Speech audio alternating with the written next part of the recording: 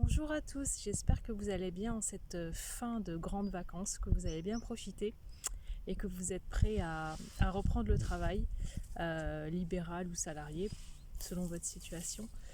Alors j'ai décidé de faire cette vidéo aujourd'hui sur le thème de travail indépendant égale solitude, point d'interrogation, parce que c'est une thématique qui revient assez régulièrement dans les échanges que je peux avoir.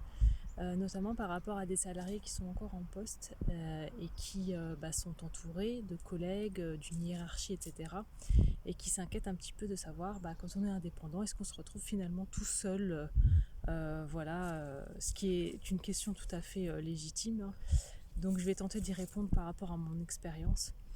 Alors je dirais que ça dépend de deux facteurs essentiellement. Le premier, c'est votre personnalité, et le deuxième, ça va être de votre capacité à réseauter et à vous entourer. Concernant la personnalité, moi personnellement je suis quelqu'un d'assez solitaire, donc je ne souffre pas, on va dire, du fait que j'ai moins de contact humain, parce que c'est une réalité. Enfin oui, je dis contact humain parce que j'ai plus de contacts animaux finalement, puisque je suis plus souvent chez moi avec mes animaux. Voilà, donc la personnalité joue beaucoup si vous êtes quelqu'un qui aimait être entouré, etc. Alors je dis pas que c'est impossible que vous vous épanouissiez dans le travail indépendant, loin de là, parce qu'en fait, et c'est le second point, si vous avez une capacité à fédérer, à réseauter, etc., vous pouvez vraiment vous sentir très entouré, que ce soit physiquement si vous trouvez des travailleurs sociaux dans votre indépendants dans votre région, ou bien via toutes les réunions qu'on peut faire sur Zoom, etc. Voilà, donc comme je l'ai déjà mentionné à plusieurs reprises dans ces vidéos, dans mon livre, ou bien dans les échanges que je peux avoir sur Messenger, euh, il existe le RTSI, donc le réseau des travailleurs sociaux indépendants, que vous pouvez trouver sur internet facilement. Donc c'est RTSI 63 parce qu'il a été créé dans ce département-là. Et donc la plateforme Referlib, qui est une plateforme qui met en lien tous les travailleurs sociaux indépendants et les particuliers ou les organismes qui chercheraient à recruter ou à travailler avec des travailleurs sociaux indépendants. Je vous mettrai toutes les informations dans la description pour que vous les ayez, mais c'est vrai que ce sont des infos que je répète assez régulièrement parce qu'elles sont très importantes. Donc voilà, ayez en tête Referlib et RTSI 63. Il n'y a pas que ces deux moyens-là en fait, hein, pour réseauter. Donc il y a votre propre réseau, mais il y a aussi, par exemple, moi je suis amie sur Facebook avec un collectif qui est basé à La Réunion qui s'appelle Access Educ. Donc pareil, je vous mettrai toutes les coordonnées en description. Voilà, et qui propose aussi des supervisions, des analyses de pratique, etc. pour des éducateurs spécialisés indépendants. Donc, à la question, est-ce que le travail social indépendant rime nécessairement avec solitude, je dirais non. Non, parce que vous continuez à travailler, vous continuez aussi à avoir une vie en dehors de votre travail, peut-être même plus riche.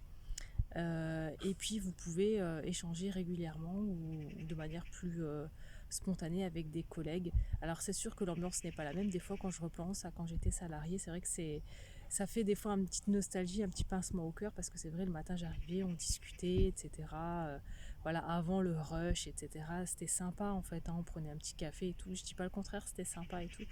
Mais après, moi je suis quelqu'un qui n'a pas besoin de beaucoup de contacts sociaux au quotidien. Donc moi ça me convient totalement. Et d'ailleurs à ce sujet j'ai consacré une petite partie de mon dernier livre, donc devenir éducateur spécialisé indépendant, guide pratique pour s'élancer sans se cracher. J'ai fait une partie sur suis-je fait pour être indépendant, parce que je pense qu'effectivement il y a des personnalités qui sont peut-être pas faites pour être indépendant, ou bien qu'il faut encore travailler certains points, notamment tout ce qui est l'organisation, la gestion budgétaire, administrative, etc. Il faut une certaine autonomie. Alors je dis pas que c'est un truc de fou, loin de là, mais il faut quand même une certaine autonomie. Il faut aussi une certaine capacité, voilà, à se prendre en main sans attendre qu'on nous dise quoi faire, etc. C'est là la différence aussi avec le salariat, où on est régi par des codes, des lois, un cadre en fait, qui est assez sécurisant et dans lequel on n'est pas trop obligé de réfléchir. Déjà, quand on réfléchit trop, en général, on se fait un peu remettre à sa place. Mais voilà, donc l'indépendant, en fait, c'est un peu aussi, il faut qu'il puisse se cadrer aussi. Donc voilà, j'espère que cette question-là de la solitude ne vous freine pas si vous avez envie de vous lancer, parce que vraiment, je vous assure que ça dépend vraiment que de vous, on va dire. Si vraiment vous avez envie d'être indépendant, que vous avez peur de vous retrouver seul, bah, commencez déjà à créer des liens avec des partenaires, des particuliers, des organismes, etc. Et vous pouvez vous faire superviser, vous pouvez faire de l'analyse de pratique, vous pouvez faire des réunions Zoom avec des collègues, vous pouvez vraiment faire plein de choses, vous pouvez même créer vous-même un groupe Facebook, vous pouvez être vous-même en fait, hein, force de proposition pour créer des échanges, etc. Il existe aussi des groupes Facebook en fait de travailleurs sociaux indépendants. Je vous mettrai en description, moi je suis sur pas mal de groupes Facebook, etc.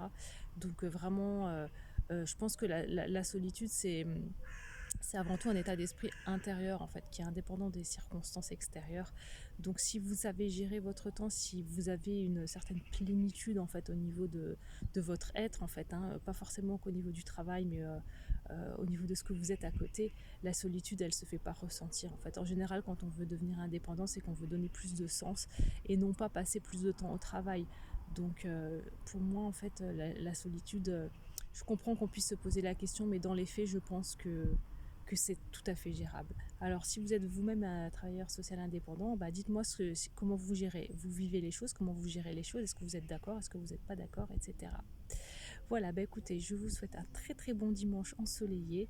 N'oubliez pas de vous abonner et n'hésitez pas à laisser un commentaire et je vous répondrai assez rapidement parce que je tiens vraiment, ça me tient à cœur vraiment de pouvoir échanger aussi avec vous et de pouvoir voilà, faire en sorte que le métier d'éducateur spécialisé indépendant, mais le métier de travailleur social indépendant de manière plus large, puisse en fait voilà, être connu du grand public et que plus de personnes osent en fait sauter le pas et puis vivre cette vie-là qui est quand même, on va dire, sur bien des aspects super sympas. Voilà, bah écoutez, je vous souhaite une très très très belle journée et je vous dis à bientôt. Bye bye.